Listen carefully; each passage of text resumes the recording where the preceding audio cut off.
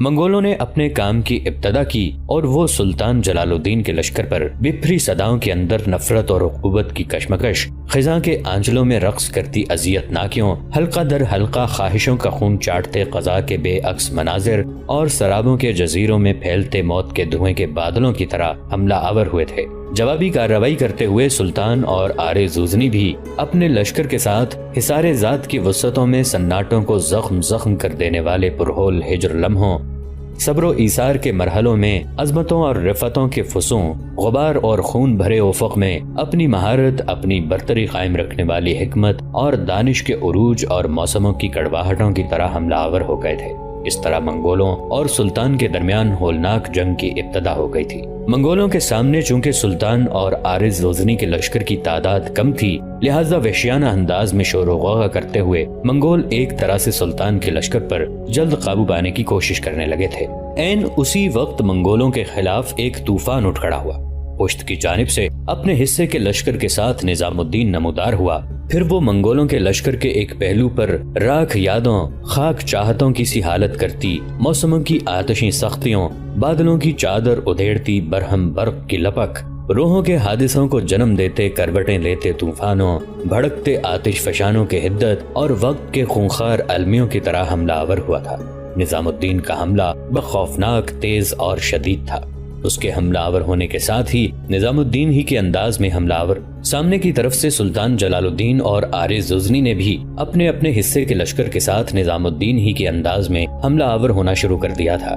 چونکہ منگولوں کے لشکر کے ایک پہلو پر حملہ آور ہونے کے ساتھ ہی نظام الدین نے ان کے لشکر کی کئی صفوں کو کاٹ کے رکھ دیا تھا، اور ان کے لشکر کے اس پہلو میں چونکہ کمزوری کے آثار بڑی تیزی سے نمودار ہونا شروع ہو گئے تھے، لہٰذا منگول سالاروں نے وسطی حصے سے کچھ لشکریوں کو اس پہلو کی طرف منتقل کرنا شروع کر دیا تھا، جس کی وجہ سے منگولوں کے لشکر میں ایک ہلچل، ایک بدنظمی اٹھی تھی۔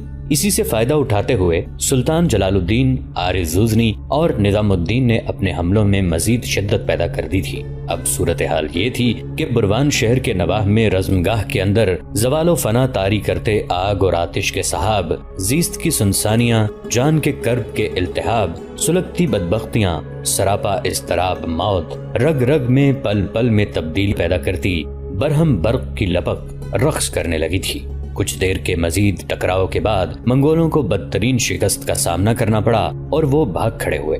اتنی دیر تک منگولوں کا تیسرا لشکر، جس نے بروان اور بامیان دونوں لشکروں کی بوقت ضرورت مدد کرنا چاہی تھی، وہ بڑی تیزی سے بروان کی طرف بڑھا تھا، لیکن اب تاخیر ہو چکی تھی۔ ان کی آمد سے پہلے ہی سلطان جلال الدین اور نظام الدین نے منگولوں کو شکست دے دی تھی، لہٰذا منگول شکست اٹھا کر بھاگ کھڑے ہوئے۔ تیسرے لشکر کو بروان شہر سے دور ہی، جس وقت وہ دریا پار کر رہا تھا، اپنے بروان والے لشکر کی خبر مل گئی تھی، لہٰذا وہ دریا کے کنارے ہی رک گئے۔ اتنی دیر تک بروان کے نواح میں سلطان جلال الدین اور نظام الدین نے منگولوں کے جس لشکر کو شکست دی تھی، اس کے شکست خوردہ لشکری بھی منگولوں کے اس لشکر سے آن ملے جو دریا کے کنارے آن رکا تھا۔ شکست خوردہ لشکریوں نے اس لشکر پر انکشاف کیا کہ ان کا ٹکراؤ سلطان جلال الدین اور نظام الدین سے ہوا تھا، جس کی بنا پر انہیں شکست کا سامنا کرنا پڑا۔ یہ خبر سن کر منگولوں کا وہ تیسرا لشکر بھی بامیان کی طرف بھاگ کھڑا ہوا، جہاں پہلے سے منگولوں کے ایک لشکر نے بامیان کا محاصرہ کیا ہوا تھا۔ چنانچہ سلطان جلال الدین بڑی برق رفتاری کے ساتھ آگے بڑھا اور بامیان کا رخ کیا۔ منگولوں کے جس لشکر نے بامیان کا محاصرہ کر رکھا تھا، اسے بھی خبر پہنچ چکی تھی کہ سلطان جلال الدین ان پر حملہ آور ہونے کے لیے آ رہا ہے۔ ان تک یہ بھی خبر پہنچ چکی تھی کہ ان کے دوسرے لشکر کو سلطان نے بروان شہر کے نواح میں بدترین شکست دی ہے، اور اب ایک فاتح کی حیثیت سے سلطان جلال الدین بڑی تیزی کے ساتھ بامیان شہر کا رخ کیے ہوئے ہے۔ یہ خبر جب منگول لشکر کو پہنچی تو ان پر ایسا خوف اور ڈر طاری ہوا کہ انہوں نے بامیان کا محاصرہ ترک کر دیا، اور بامیان کے نواح میں جو دریا تھا، جسے دریائے آب بارانی کہتے تھے، اس کے پار چلے گئے، اور دوسرے کنارے پر جانے کے بعد انہوں نے دریا کے پل کو بھی تباہ کر دیا اور مورچے سنبھال لیے۔ ایسا انہوں نے اس لیے کیا تھا کہ کہیں سلطان جلال الدین دریا کو پار کر کے ان پر حملہ آور نہ ہو جائے، اور مورچے اس لیے سنبھال لیے تھے کہ کہیں چنگیز خان کو یہ خبر نہ پہنچ جائے کہ منگولوں نے سلطان جلال الدین کا سامنا کرنے میں پسو پیش کی ہے۔ مورخین لکھتے ہیں کہ چنگیز خان کو جب اپنے اس لشکر کی کمزوری اور بزدلی اور پسپائی کا علم ہوا تو اسے بڑا غصہ آیا۔ اس نے اسے اپنی بے عزتی اور رسوائی سمجھا۔ مورخین لکھتے ہیں کہ چنگیز خان نے اپنی اس رسوائی کا انتقام لینے کے لیے نامور منگول سالار، نام جس کا شیکی قنقو تھا، اسے ایک بہت بڑا لشکر جرار دے کر سلطان جلال الدین پر حملہ آور ہو کر اسے مار بھگانے پر مقرر کیا۔ بامیان کے نواح سے منگولوں کے بھاگ جانے کے بعد سلطان نے پھر بروان کے مقام پر اپنے لشکر کے ساتھ پڑاؤ کر لیا تھا، لہٰذا منگولوں کا نیا لشکر جو اپنے سالار شیکی قنقو کی کمانداری میں کام کر رہا تھا وہ بھی بڑی تیزی اور غصے کی حالت میں بروان کی طرف بڑھا تھا۔ جلال الدین کی قوت اور طاقت کی حالت بھی اب پہلے کی نسبت کافی بہتر تھی۔ پہلے اس کے پاس صرف 7,000 کا ایک لشکر تھا اور اب اس کے لشکر کی تعداد بھی زیادہ ہوتی تھی، لہٰذا اس نے ہر صورت میں منگولوں سے ٹکرانے کا عزم کر لیا تھا۔ چنگیز خان کا سالار شیکی قنقو ایک بہت بڑے لشکر کے ساتھ اس جگہ پہنچا جہاں سلطان نے اپنے لشکر کے ساتھ پڑاؤ کر رکھا تھا۔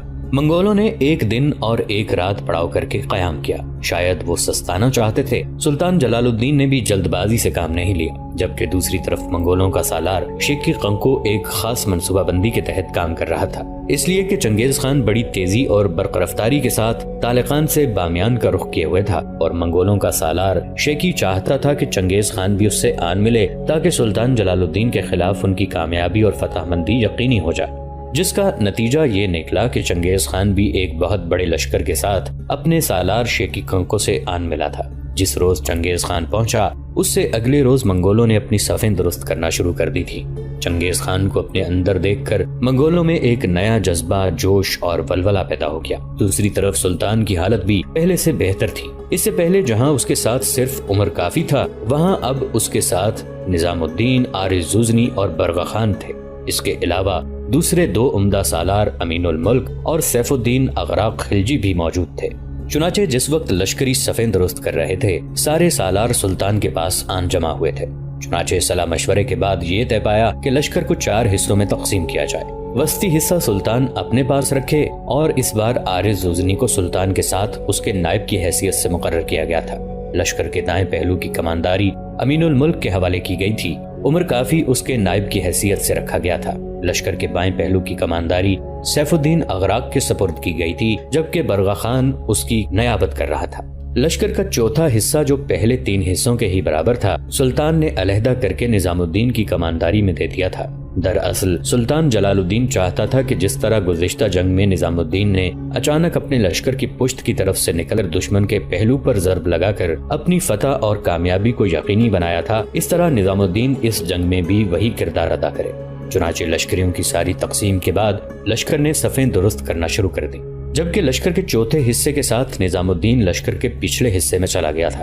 حلون جو اب اس کی بیوی تھی اس کے ساتھ تھی۔ دوسری طرف چنگیز خان نے بھی اپنے لشکر کی ترتیب درست کر لی تھی، اب اس نے بھی لشکر کو 3 ہی حصوں میں رکھا تھا۔ وسطی حصے میں وہ خود رہا تاکہ اپنے سالاروں اور لشکریوں کو ہدایات جاری کرتا رہے۔ اس موقع پر اپنے سالاروں کو داؤ پیچ بتانے کے لیے اس نے انہیں اکٹھا کیا، اور جب وہ سالار اس کے گرد جمع ہو گئے تب چنگیز خان نے انہیں مخاطب کر کے کہنا شروع کیا، میں نہیں جانتا کہ اس وقت جلال الدین کے لشکر کی ترتیب کیا ہے، تاہم مجھے خبریں پہنچ چکی ہیں کہ امین الملک اور سیف الدین اغراق بھی اس سے مل گئے۔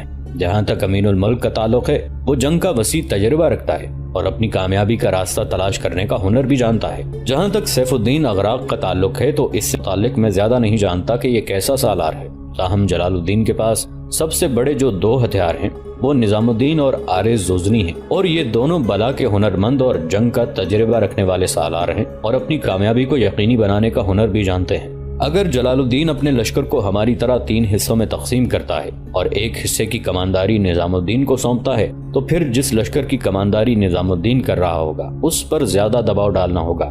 میں چاہتا ہوں کہ زوردار اور بھرپور حملے کرتے ہوئے نظام الدین کو جلال الدین سے کاٹ کر علیحدہ کر دیا جائے۔ اس طرح انہیں تقسیم کر کے پہلے کڑی ضرب جلال الدین پر لگائی جائے، اس کے بعد علیحدہ ہو جانے والے نظام الدین پر ضرب لگائی جائے۔ اگر ہم ایسا کرنے میں کامیاب ہو گئے تو فتح اور کامیابی ہمارے ہی قدم چومے گی۔ سارے سالاروں نے چنگیز خان کی اس تجویز کو پسند کیا۔ جب دونوں لشکر ایک دوسرے کی طرف بڑھے تب چنگیز خان اور اس کے سالاروں کو پتہ چلا کہ سلطان جلال الدین کے لشکر کے 3 حصوں میں سے کسی کی بھی کمانداری نظام الدین نہیں کر رہا۔ انہیں خبر ہو گئی تھی کہ وسطی حصے میں سلطان خود ہے، دائیں جانب کی کمانداری امین الملک اور بائیں طرف کی کمانداری سیف الدین اغراق کے ہاتھ میں ہے۔ لہذا چنگیز خان اور اس کے سالار اس شش و پنج میں پڑ گئے تھے کہ اگر یہ معاملہ ہے تو پھر نظام الدین عارض زوزنی، برغا خان اور عمر کافی کے در گئے۔ عمر کافی، عارض زوزنی اور برغا خان چونکہ سلطان کی نیابت کر رہے تھے لہذا ان کی منگولوں کو خبر نہ ہوئی تھی۔ جبکہ نظام الدین کا بھی انہیں پتہ نہ چلا، کیونکہ وہ اپنے حصے کے لشکر کے ساتھ اپنے بڑے لشکر کے تینوں حصوں کے پیچھے گھات لگانے کے انداز میں رکا ہوا تھا تاکہ بر وقت وہاں سے نکل کر چنگیز خان پر ضرب لگا سکے۔ منگولوں کے اندر چنگیز خان خود موجود تھا اور اس کی موجودگی کی وجہ سے منگولوں کے حوصلے بڑے بلند تھے۔ چنانچہ جنگ کی ابتدا کرنے سے پہلے وہ زوردار انداز میں اور چیختے ہوئے اپنی زبان میں نعرے بلند کر رہے تھے۔ اس کے بعد ان کے لشکر میں بڑے بڑے طبل بجنا شروع ہو گئے۔ ساتھ ہی حملہ آور ہونے کے لیے چنگیز خان نے اپنے لشکر کو پیش قدمی کرنے کا حکم دیا تھا۔ چنگیز خان کا حکم ملتے ہی منگولوں کا لشکر کالی رات کے طول میں قہرمانیت کے نزول، صدیوں کی خاموشی میں ظلمتوں کے سیل، فرعونوں کی سطوت، نمرود کے جلال کی طرح آگے بڑھا۔ پھر وہ سلطان جلال الدین کے لشکر پر آندھیاں اوڑے، سنگ دل وقت کی نفرت، بھاگتی وحشت زدہ ساعتوں میں، اندھیرے میں دہکتے آگ کے انگاروں، سرکش ہواؤں کی لہروں میں چمکتی خوفناک آنکھوں والے درندہ صفت بھیڑیوں اور رینگتے لاوے کی طرح حملہ آور ہو گئے تھے۔ جوابی کارروائی کرتے ہوئے سلطان جلال الدین، امین الملک سیف الدین اغراق، عارض زوزنی برغا خان اور عمر کافی بھی اپنے لشکروں کو حرکت میں لائے۔ پہلے سلطان کے کہنے پر سب نے ذہن و دل کے دریچوں اور شعر و نغمات کی سرحدوں پر زعفرانی ماحول طاری کر دینے والے انداز میں تکبیریں بلند کی۔ اس کے بعد سلطان اپنے لشکر کے 3 حصوں کے ساتھ چنگیز خان کے لشکر پر منزلوں کے نشانات کی جستجو کرتے کاتب وقت، راستوں کو دھندلا دینے والے قہر کے سیمابی بگولوں، فضاؤں خلاؤں سماعت کی پہنائیوں اور یادوں سے بھرے زمین کے دریچوں تک کی سماعتیں بنجر کر دینے والی گرم روح قافلوں کی تحریک بغاوت کی طرح حملہ آور ہو گئے۔ بامیان کے نواح میں دونوں لشکروں کے اس طرح ٹکرانے سے بڑے بڑے لشکری خزاں کے پتوں کی طرح گرنے لگے تھے، روحوں پر قدغن لگنے لگی تھی، سچائیوں کی رسم لہو کے قطروں میں ڈوبنے لگی تھی، بڑے بڑے سورما شیشے کی بکھری کرچیوں کی طرح بے منزل ہونے لگے تھے، آرزوؤں کی دھجیاں اڑنے لگی تھیں، ذرہ ذرہ خاک و خون ہونا شروع ہو گیا تھا۔ جس وقت لڑائی اپنے زوروں پر تھی، ایک انقلاب اور تبدیلی رونما ہوئی۔ نظام الدین اپنے حصے کے لشکر کے ساتھ امیدوں کے صحرا میں پتھریلے لمحات اور سانسوں کے خودکار عمل میں صبحوں کے اجالوں کی طرح نمودار ہوا۔ پھر وہ چنگیز خان کے لشکر کے ایک پہلو پر عہد فراموش کی صفاق وسعتوں میں، ذہن و دل کی محرابوں میں اندھے خوف بھر دینے والی لاوا بن کر کھولتی جرتوں، بھمر بناتے خیالات میں خیمہ دل پر زیست کے زہریلے عنوان رقم کرتے گردش دوراں کے ہزاروں وسوسوں اور اپنے اتھاہ سے اٹھتے طوفانوں کی طرح حملہ آور ہوا تھا۔ نظام الدین کا یہ حملہ انتہائی خوفناک، جان لیوا اور شدید تھا۔ اپنے پہلے ہی حملے میں اس نے منگولوں کی کئی صفوں کو ادھیڑ کے رکھ دیا، اور جس پہلو پر وہ حملہ آور ہوا تھا اس پہلو کے اندر منگولوں نے چیخ و پکار اور واویلا کرنا شروع کر دیا تھا۔ اس موقع پر چنگیز خان اور اس کے سالار شیخی خنقو نے اپنے لشکر کو سنبھالنا شروع کیا۔ نظام الدین کا پہلو پر حملہ آور ہونا ان کے لیے ایک مصیبت بن گیا تھا۔ اس جنگ کا نقشہ مورخین کچھ اس طرح بیان کرتے ہیں۔ منگولوں کا لشکر بروان کی طرف بڑھتا چلا آ رہا تھا۔ سلطان بھی ان کی پیشوائی کے لیے شہر سے باہر کھلے میدان میں صفیں آراستہ کر کے انتظار کرنے لگا۔ سلطان خود قلب لشکر میں تھا، امین الملک دائیں بازو پر اور سیف الدین اغراق بائیں بازو پر متعین تھے۔ منگولوں کے ساتھ پوری شدت کے ساتھ جنگ چھڑ گئی۔ سلطان جلال الدین کی ساری سپاہ گھوڑوں سے اتر کر پاپیادہ لڑنے لگی تھی، کیونکہ سلطان کے لشکر میں دایاں بازو بہت مضبوط تھا، اس لیے اس حصے کو باقی لشکر سے کاٹ دینے کے لیے منگولوں نے سخت یلغار کر دی تھی۔ چنانچہ حملے کی تاب نہ لا کر یہ لوگ پیچھے ہٹنے پر مجبور ہو گئے۔ جب سلطان نے یہ حالت دیکھی تو منگولوں کی چال کو سمجھ گیا اور ان کی امداد کو پہنچا اور لڑ جگڑ کر انہیں اپنی اصلی جگہ پر واپس لانے میں کامیاب ہو گیا۔ تمام دن لڑائی پوری شدت سے جاری رہی، اور پھر شام کو دونوں لشکر علیحدہ ہوئے تو لڑائی کے پلڑے برابر تھے۔ اپنی پہلے سے طے شدہ تجویز کے مطابق چنگیز خان نے سلطان کے لشکر کو 2 حصوں میں تقسیم کرنے کی کوشش کی تھی، لیکن اسے ناکامی ہوئی تھی۔ ایک تو سلطان نے خود اپنے لشکر کو سنبھالا دیا تھا، دوسرے جب نظام الدین چنگیز خان کے لشکر کے پہلو پہ حملہ آور ہوا تب چنگیز خان نے اپنی ساری تدبیروں، اپنی ساری منصوبہ بندیوں کو بھول گیا تھا اور اپنے آپ کو اس پہلو کے دفاع پر لگ گیا تھا جس پر نظام الدین ضربیں لگا رہا تھا۔ مورخین مزید کہتے ہیں کہ دوسری صبح کو دونوں لشکر پھر آمنے سامنے ہوئے۔ چنگیز خان کو بڑا غصہ اور بڑا غضب تھا کہ کل کی لڑائی سلطان جلال الدین کے ساتھ برابر کیوں رہی۔ اس لیے کہ چنگیز خان تو فتح اور کامیابی حاصل کرنے کا عادی ہو چکا تھا، اور یہاں سلطان جلال الدین نے اس کے لشکر کو روک کر ایک طرح چنگیز خان کے منہ پر تماچا دے مارا تھا۔ چنگیز خان سلطان جلال الدین کے بعد سلطان علاء الدین کا طرز عمل دیکھنے کا عادی تھا، لیکن یہاں جلال الدین کی صورت میں معاملہ الٹ تھا۔ جلال الدین دشمن کے خلاف ضرب لگانے کے لیے اپنی جان کی بازی تک لگا دینے سے بھی دریغ نہیں کرنے والا تھا۔ دوسرے روز سلطان کے لشکر نے منگولوں کے لشکر سے تھوڑی دور ایک اور لشکر کو گھوڑوں پر سوار دیکھا۔ یہ دراصل چنگیز خان کی ایک چال تھی۔ سلطان جلال الدین کے خلاف فتح مندی اور کامیابی حاصل کرنے کے لیے چنگیز خان نے سلطان کے لشکریوں کو مرعوب کرنے کے لیے منگول لشکریوں کے ان سواروں کے گھوڑوں پر جو پہلے دن قتل ہو گئے تھے، ان کی زینوں پر راتوں رات لکڑیوں اور کپڑوں سے بت بنا کر جما دیے تھے۔ دور سے یوں لگتا تھا گویا وہ بھی منگول لشکری ہیں جو گزشتہ رات کے دوران میں کمک کے لیے پہنچ گئے ہیں۔ سلطان کے لشکریوں نے جب دیکھا تو یہ سمجھے کہ منگولوں کا ایک بہت بڑا لشکر چنگیز خان کی مدد کے لیے پہنچ گیا ہے، لہٰذا مسلمان لشکری بد دل ہونا شروع ہو گئے تھے، اور اس موقع پر کچھ نے فیصلہ کیا کہ منگولوں کے اتنے بڑے لشکر کے ساتھ ٹکرانا اپنے آپ کو موت کے منہ میں ڈالنا ہے، لہٰذا میدان سے ہٹ جانا چاہیے۔ اس موقع پر کچھ سالاروں نے بھی سلطان کو یہی مشورہ دیا، لیکن سلطان ان کی رائے سے متفق نہ ہوا۔ سلطان نے چنگیز خان کی اس چال کو کوئی اہمیت نہ دی، چنانچہ اپنے لشکریوں کو بددلی سے بچانے کے لیے سلطان نے ایک دم منگولوں پر حملہ آور ہونے کا فیصلہ کیا۔ اس بار سلطان نے اپنے لشکر کو 5 حصوں میں تقسیم کیا۔ ایک حصہ اپنے پاس، دوسرا نظام الدین، تیسرا عارض زوزنی، چوتھا سیف الدین اغراق اور 5واں امین الملک کی سرکردگی میں دے دیا گیا۔ اس کے بعد سلطان نے چنگیز خان پر حملہ آور ہونے میں پہل کا ارادہ کیا تھا، لیکن اسی وقت چنگیز خان اپنے لشکر کو حرکت میں لے آیا۔ پھر وہ سلطان جلال الدین کے لشکر پر پیمانہ روز و شب میں قلزموں کے مد و جزر، وقت کی بکھری ساعتوں کی اوٹ سے نلتے جاں طلب لمحات، آزادی پر شبخون مارتے ہولناک شیطانی گروہ، کڑی راتوں اور پریشان دنوں میں بے نام وحشت بن کر نمودار ہوتے شام کے ہولناک خونی عمل کی طرح حملہ آور ہو گیا تھا۔ جوابی کارروائی کرتے ہوئے سلطان جلال الدین نے بھی اپنے لشکر کو موت کو زیر کر لینے والی درد کی آگ، تباہی کو روک دینے والے عروج اور عظمت آدم کی طرح اپنے لشکر کو آگے بڑھایا۔